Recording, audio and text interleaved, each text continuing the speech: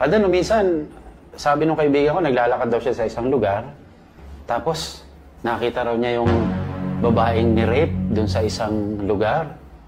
Ayun, nagpakita sa kanya. Padinig yung mga tanong na merong isang haunted house, Father, tapos yung may-ari ng bahay na pinatay, dumudungaw sa bintana.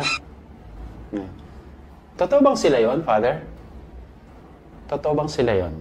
Ito magandang sagutin natin sa araw na ito. Total, marami na rin naman ang nalilito, marami na rin ang nalilinlang. Sino ba talaga yung mga nagpapakitang ito? Ito ba yung mga ligaw na kaluluwa na naghahanap ng katarungan? Mga kaluluwa ng mga tao na umaali-aligid sa atin kasi may tinatawag na hindi pa maka-crossover. No? Yan ang magandang sagutin natin sa araw na ito. Minsan pong nasabi ni Father Gabriel Amorth, at nabanggit ko na po paulit-ulit ang pangalan na ito. No? He was once the exorcist of the Diocese of Rome. Oh. Sabi niya, there are no good spirits other than angels.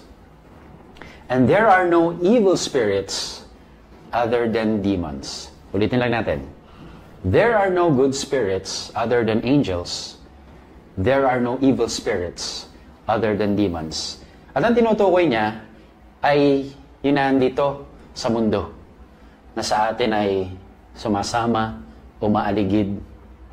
Of course, maliban sa Diyos na spirito, no? Ang kanyang sinasabi rito ay kung ano man ang narito sa ating mundong ginagalawan, mga spirito niyan ay either a good angel or a demon. Okay. So, doon sa mga katanungan binanggit ko noong una, hayaan natin ang katisismo ng simbahan ng sumagot. Okay? Pero, sasabihin ko muna sa inyo, meron pong tinuturong simbahang katolika na tinatawag na particular judgment. Ulitin ko po, particular judgment. Siguro madalas natin narinig yung final judgment, ano? Pero meron pong tinatawag rin na particular judgment. At huwag kayo mag-alala, paliwanag natin ito sa abot na ating mga kaya. Sumangguni tayo sa Catechism of the Catholic Church. Ba? Okay yung bookmark ko, no? Gold na dollar. Sana dumami. Okay. Anyway, particular judgment. Sabi po rito sa CCC, part of 1021, kay 1021. Sabi po rito, the New Testament speaks of judgment primarily in its aspect of the final encounter with Christ in His second coming. So yun nga yun, yung final judgment na tinatawag. But also, repeatedly affirms that each, ikaw, ako, each will be rewarded immediately. And I want to stress that word. Immediately after death in accordance with his works and faith. Okay? Immediately after death in accordance with his works and faith. Ibig sabihin po, yung keyword na immediately, at the hour of death, meron na pong pwedeng puntahan ng tao. Agad-agad. Agad-agad. Okay? At saan yun? Well, each man, I continue with 1022, each man receives his eternal retribution in his immortal soul at the very moment of his death in a particular judgment that refers his life to Christ. Eto na, handaan nyo na sarili nyo. Saan pupunta agad-agad ang kaluluwang sabihin nating humiwalay na sa katawan ng tao? Dahil ang katawang lupa ay namatay na. I continue. Either entrance into the blessedness of heaven. Yan, Kirk. Heaven. Ayan, heaven. Ayos itong picture natin na ito. Parang langit nga, pero yung model, ayaman na. Or through a purification, purgatory, Okay? Purgatory. Okay, purgatory. Okay? Or immediately, or immediate and everlasting damnation, which we call hell. Yan. Bagay yan. Bagay ka dyan. Okay? Kaya mga kapatid, kung ito po ang ating pagbabasihan na katuruan, at dapat lang naman na ating pagbasihan, no? Blessedness of heaven, okay? At bago po pumunta ron, pwedeng may tinatawag na purification, or pwedeng immediately rin nang punta agad doon. Purification, as the church teaches, is purgatory, or immediate and everlasting damnation. Kaya po paulit-ulit po, no? Yung salitang immediate, okay? Therefore, ergo. Ano ngayon ang conclusion natin kung itong katuruan? Therefore, there is no such thing as a wandering soul in this material world. Mahalaga po yun. So wala palang kaluluwang umaali-aligid ng tao, kaluluwa ng tao. Wala palang mga nag-i-stay dito sa mundong ito na mga kaluluwa. Hindi naman pala ganun papayagan ng Diyos agad-agad o papayagan ng Diyos na mangyari ito. So sagutin natin yung tanong. Ano ngayon yung mga nakikita nyo? Sino ngayon na nagparamdam sa inyo? Sino yung nakita at sumalubong na wari mo yung white lady? No? Here it is, my dear friends. And I hope you are ready for this. What we consider to be mga ligaw na kaluluwa are in fact demons. Ang kalaban na nagkukunwari, kaya huwag kayo magpapaloko mga kapatid, sa susunod na may magpakita sa inyo, sana naman wala, sabihin ninyo, niloloko mo lang ako, hindi ikaw yan. Kaya huwag tayo magpapadala agad-agad. Yan ang katotohanan. Yan ang turo ng simbahan. At nawa, yung lahat ng ating mga nararamdaman na ito, lahat ng ating mga nakikita, naaamoy, no? Magwakas lahat yan sa pamamagitan ng ating mga pananalangin malalim. Nasa gayon, hindi tayo ginagambala at nililinlang. Okay? Kaya, huwag tayo magpapaloko, huwag magpapadala. Manalangin palagi. Nang sa gayon, tayo ay laging sa Diyos lamang at maniwala sa turo ng simbahan.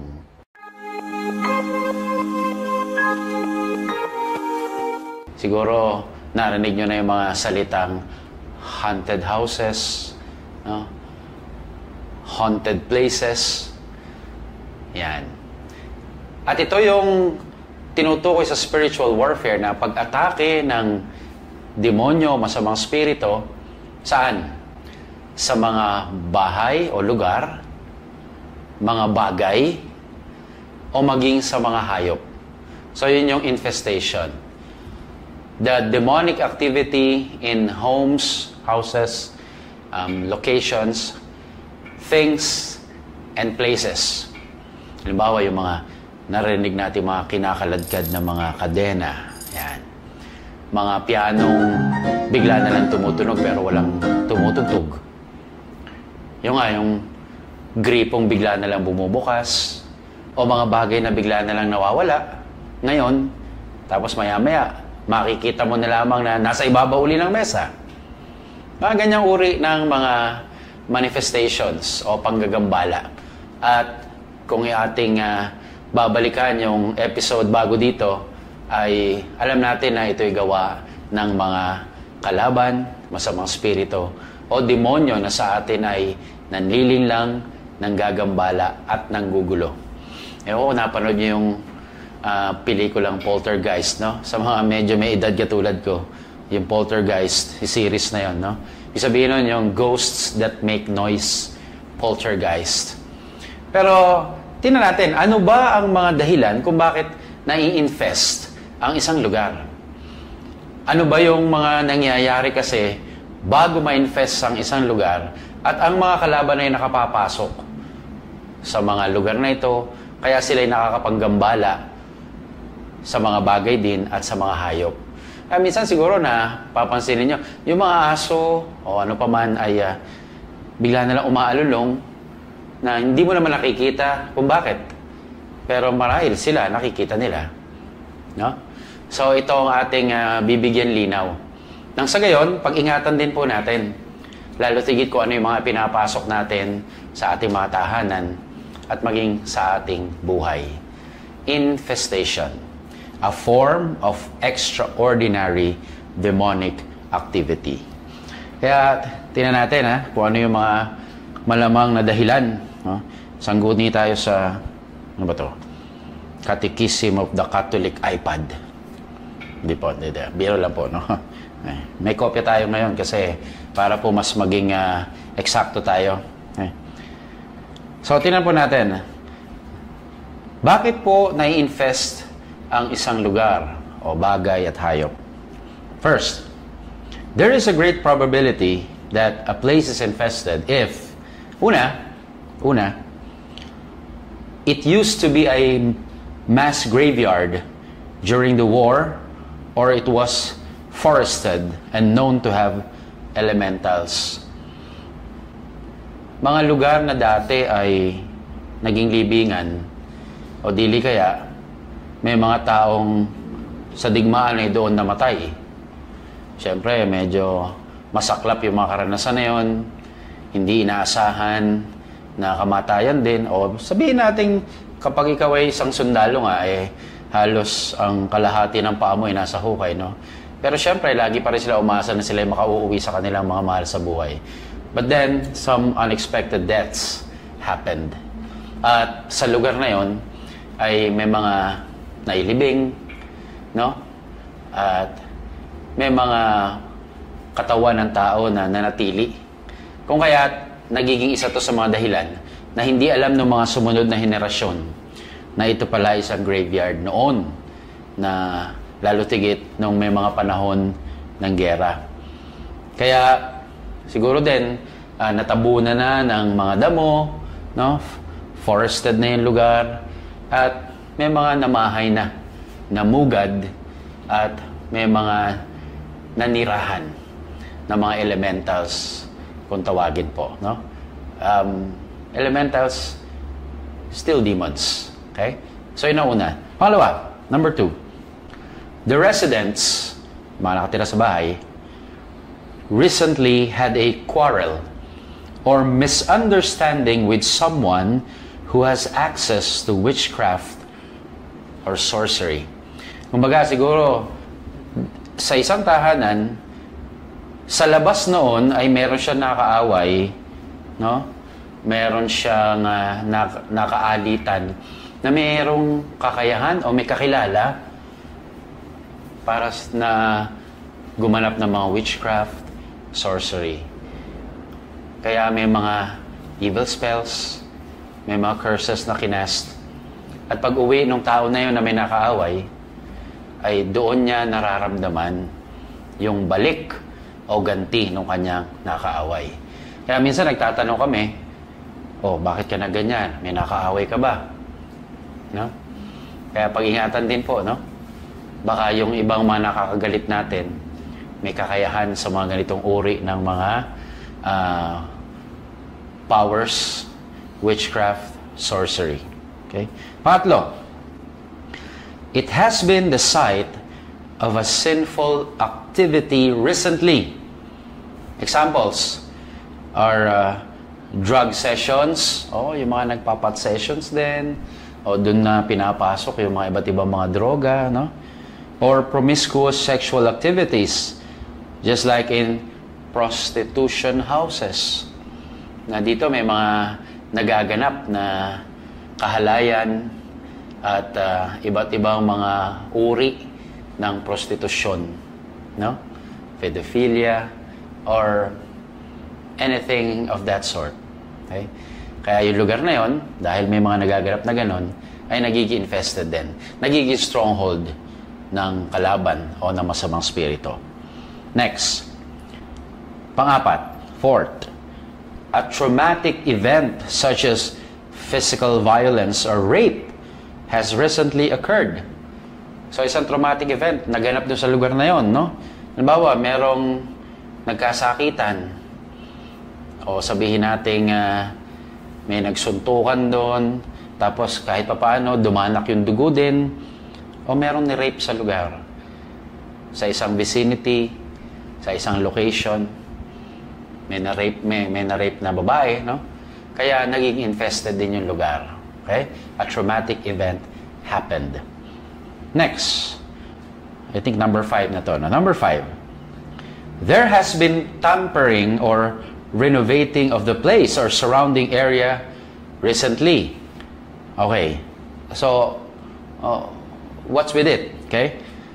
Example would be the cutting of old large trees around the place and cleaning out the basement or the attic. Naniniwala po kasi kaming mga exorcists na kung halimbawa po may mga malalaking puno dyan at may mga namugad na dyan na mga masasamang spirito, naging stronghold nila, it would be wise and it would be good, no?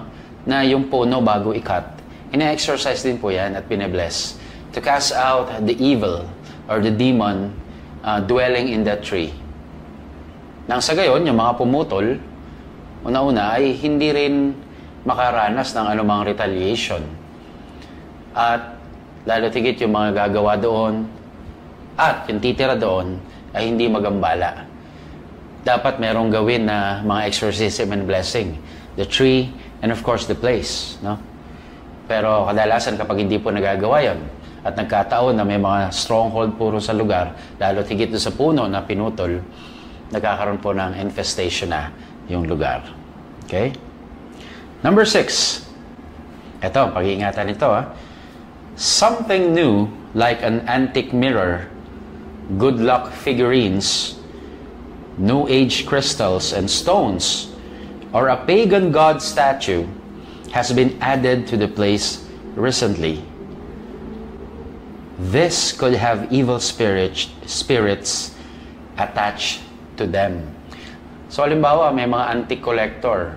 So, hindi natin alam yung history nung bagay na yon, nung salamin na yon, nung cabinet na yon, o anumang mga wooden crafts. Minsan po, may mga historya na hindi maganda and evil spirits may be attached to them. Pati naman po yung mga good luck figurines, lucky charms, no? O sabihin na natin, sige, tuloy na natin yung mga pampaswerte na pinapasok nyo sa bahay ninyo. Kaya minsan hindi na ako nagtataka kung bakit infested. Kasi, yan naman yung mga bagay na hindi makadiyos. Occult things yan pinasok nyo sa bahay nyo. Kaya, matik, no? Meron ng infestation. Number 7. Someone involved in occult, animist, spiritist activities has recently arrived or visited. May dumating o may bumisita na merong kaugnayan sa occultismo. Perfect example dito minsan yung pagkuha ng kasambahay. Hindi mo alam, ito ay meron palang lahi ng mga nagtatawas o albularyo. Pag sila ay may sakit, sila ay tinatawas. No? Kaya, nadadala po nila yon hanggat hindi po yun na ikakasaw sa kanila. Kaya, kung saan man sila magpunta, nagiging infested po yung lugar. O dili kaya may bumisita, may bisita kayo na merong kinalaman sa occultism, spiritism, animism, no? Kaya, nadadala po nila yon at yung mga ganong bagay na dala nila, kalaban man, elementals, or anything, ay minsan nagkakaroon ng stronghold din sa bahay kasi mas nakakita sila ng pwede nilang kapitan. Okay? So, ingat po. No? Next. Number 8. Kanina po, traumatic event, ano? Pero ito, mas malalim. A tragedy, like death, murder. No?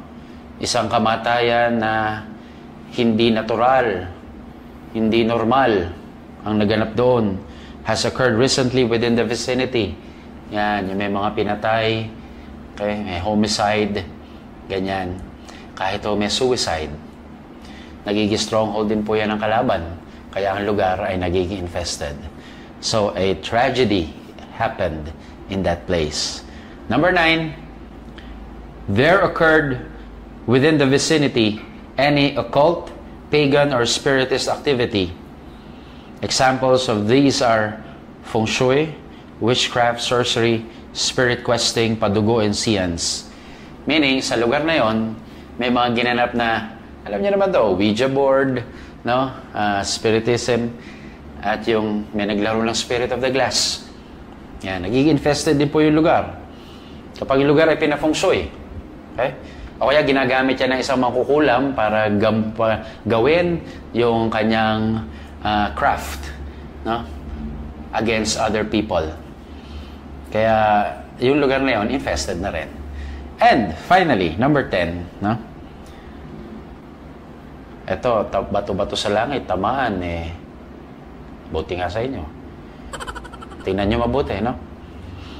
Remains of the dead, such as cremated ashes, are put in the homes temporarily or permanently. Alam niyo po, minsan po, meron akong nakausap na meron po sila mga tinatawag na green bones, na kapag kinremate daw yung mahal sa buhay, minsan may mga green bones na makukuha. At swerte raw pag tinago yun ng pamilya. Huwag ko kayo maniniwala ron. Nagiging dahilan din po ito ng pag-anyaya ng masasamang spirito. No?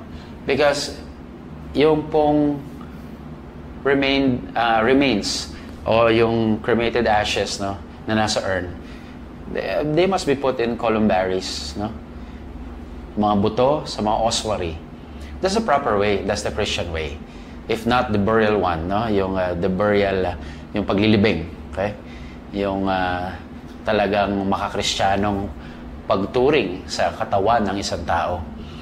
Kaya ingatan niyo po na manatili ito sa mga tahanan. At sabihan niyo po yung mga kaibigan, kung may kilala kayo na kailangan asikasuhin niyo na ito'y mailagay sa dapat na paglagyan. Okay? Maaring 10 lamang ito, pero ilan lamang po ito sa mga dahilan kung bakit may mga infestation. Sana po balik-balikan itong video na ito at pag-aralan po ninyo, tingnan nyo, no? Kung may mga ilan dito ang ating nagagawa o dili kayo napapanatili natin sa ating bahay. So para po sa episode na to, yan po ang unang extraordinary demonic activity, infestation. And sana po sa atin pong pamumuhay, lagi nating maisaisip na Diyos lang mahalaga na. Sa katunayan, siya lang ay sapat na. Kung kaya't ang iba't ibang mga bagay na pinapasok natin sa tahanan, mga pampaswerte, at ano pa man na sa tingin natin magdadala sa atin ng kayamanan, pag hindi ho maka-Diyos, talaga pong hindi kailangan yan. Kaya po, sa Diyos lang tayo umasa, sa Diyos lang tayo kumapit, at nawa, protektahan po ng Diyos ang bawat tahanan dahil mahalaga po na tayo ay malayo sa kalaban. So keep on praying, no? Praying to God alone and not seeking help from other powers. Okay? Kaya po, yan ang paalala ko po sa inyo ngayon. And this is the Catholic way. Hold on to God, but only to God. Okay?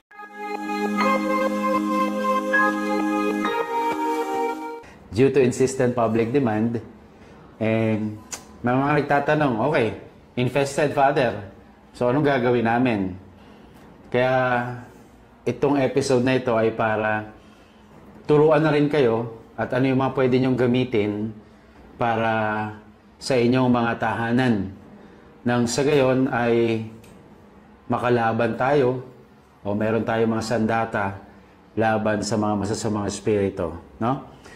Kaya, sabihin na namin sa inyo kung ano yung mga kailangan o kung ano yung magandang nasa bahay ninyo para na sa gayon makalaban kayo sa masamang spirito, sa demonyo. Okay? So, ihandaan nyo sarili ninyo sapagkat medyo marami-rami, pero papangako sa inyo, ito yung makakatolikong pamamaraan, mga kristyanong pamamaraan. Una ako na kayo. Wala rito mga buntot pagi, ha? Wala ritong bawang para sa aswang. At ano-ano pang mga agimat o binigay ng mga albularyo. Kaya tanggalin nyo na sa isip nyo yun. Ang mga sasabihin ko lang ay gamit ng pinapayagan o gamit na pinapayagan ng simbahang Katolika. So para hindi kayo malito, dahil nga tayo nakikipaglaban, kailangan natin ng sandata. Tandaan nyo lang yung word na swords. Okay? Swords. So yun ang dapat ninyong tanda ang acronym na yun, ha? Siguro alam niyo naman ang spelling ng swords, no? Baka S-O-R-D-S. Kulang kayo ng isang letra. Okay, so magsimula tayo. Letter S. So ano yung excuse me. Ano yung sa letter S na madalas na ginagamit din namin at pwede rin ninyong gamitin sa inyong mga tahanan? Okay, meron ako dito. Huh? Una ay S. Sugar. Ay, teka. Ay, maalat. Salt. Okay, hindi ito sugar. Salt. Pero hindi ito ordinaryong salt. Hindi na siya magiging ordinaryong salt at magiging sacramental na siya kapag siya ay in-exercise at binless. By the way, mahalaga na yung mga gagamitin ay mga nabasbasan. Preferably in-exercise muna bago binasbasan. Kaya simulan natin, no, sa S, salt. Kadalasan ito ay ini-sprinkle sa mga corners ng bahay ninyo. Okay, konti-konti lang. Sa mga ilalim ng bedroom, ilalim ng bed pala. Ilalim ng bedroom, baka ilalim ng bedroom, sala yun. Okay? Pero ilalim ng bed, no, pwede nyong ilagay. And usually, nakita ko rin na effective na kapag naman binabangungot ang tao, kukurot lang ng mga 3 kilo, tapos kainin mo. What? Paggising mo, may sakit ka na. No, pero konti lang. Yung totoo, konti lang. A pinch of salt, and then kainin mo bago ka matulog. Tapos meron kang prayer na sasabihin para hindi ka bangungutin or you will not experience any nightmare. Okay? So yun, just sprinkle around the salt. Tapos mamaya yung mga prayers ay ilalagay natin sa through QR code. Okay? So S is salt. Hindi kailangan ng pepper. Okay? Kasi iba na yun. Iba na gagawin mo nun pag may pepper pa. Okay? Next. W. Okay. W. Wala. Hindi. Water. Okay? So, exercise blessed water. Kaya, dito, nakalagay na to sa container, no?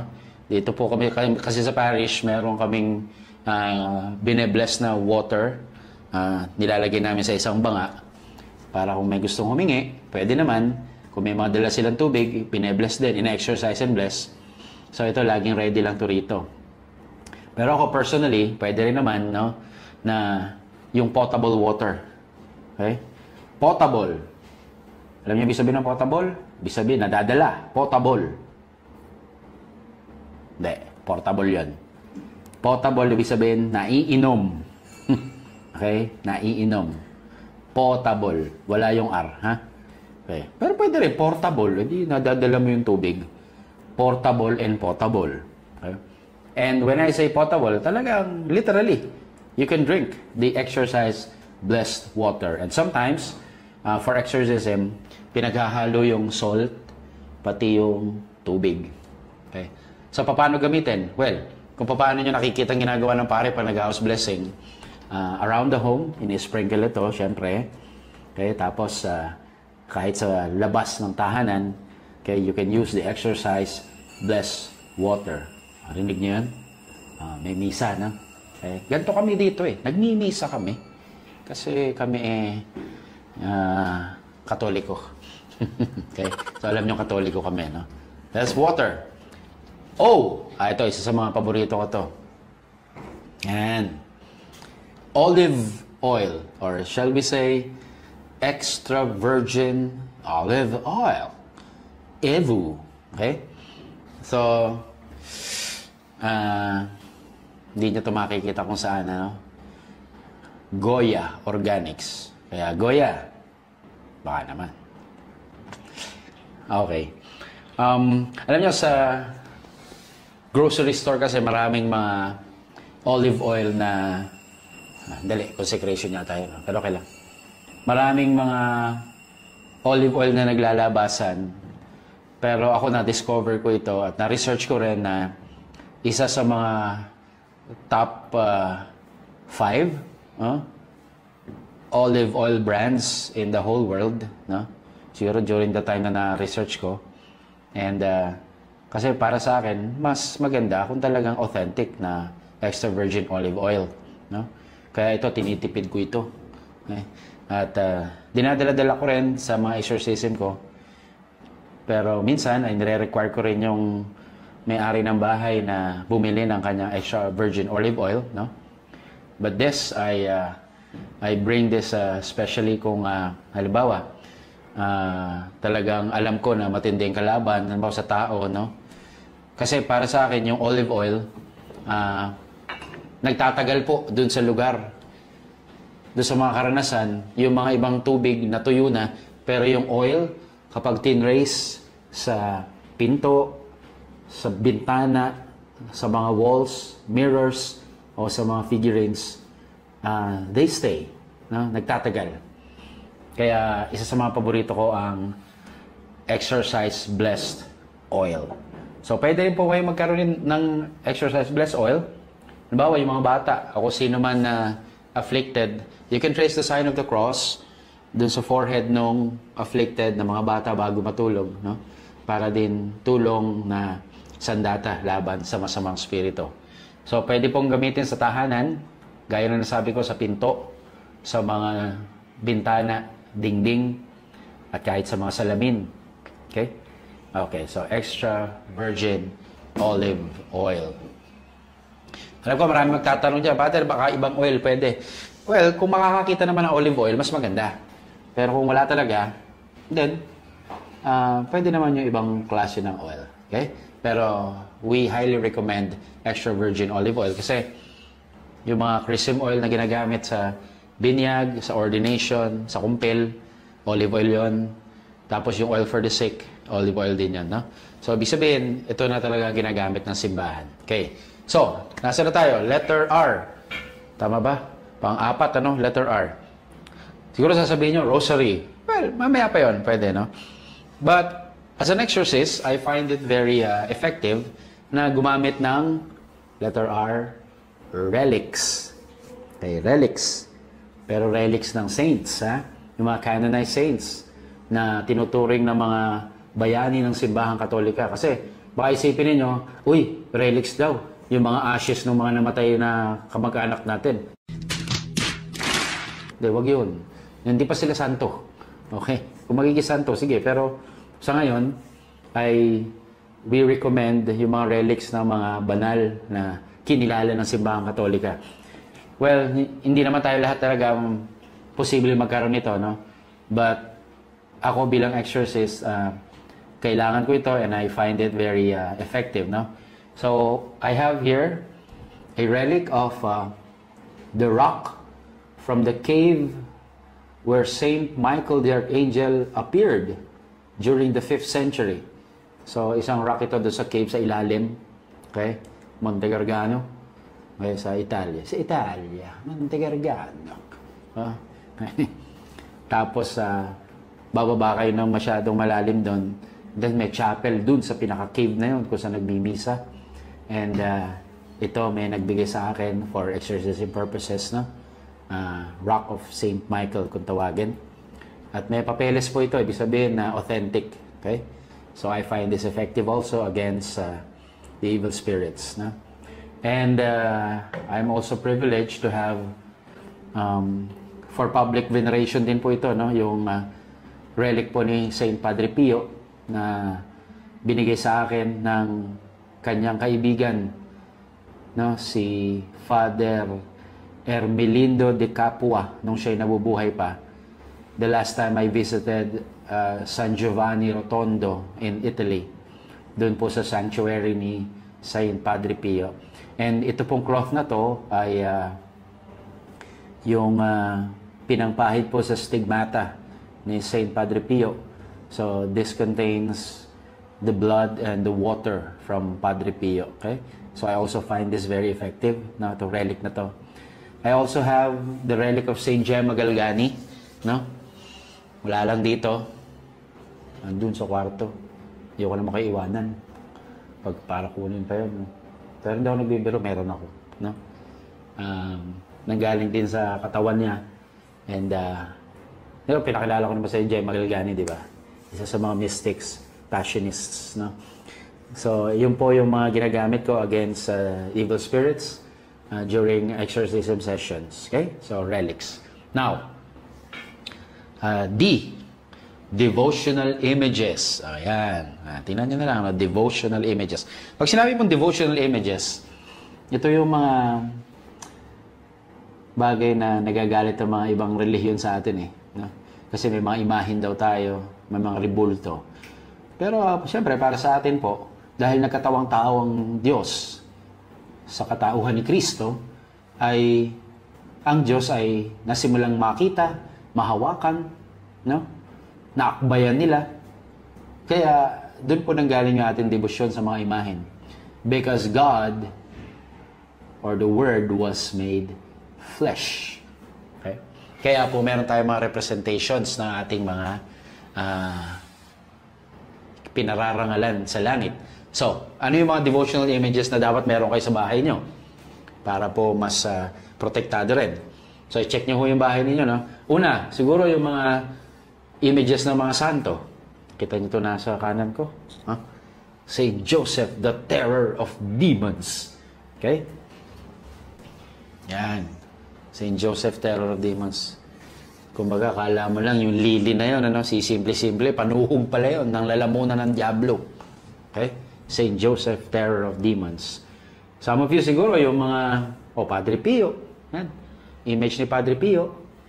O dili kaya, mga image ng mga santo na paborito ninyo at mga patron ninyo, Saint Therese of Lisieux, kaya yung titulo ng parokya ninyo, hindi ho yung titulo, hindi mo tinutukoy yung titulo, yung title, titular po ng parish nyo. Baka sabihin nyo, naku, Father, pahiram nga ng titulo ng lupa. Hindi yun, hindi yun.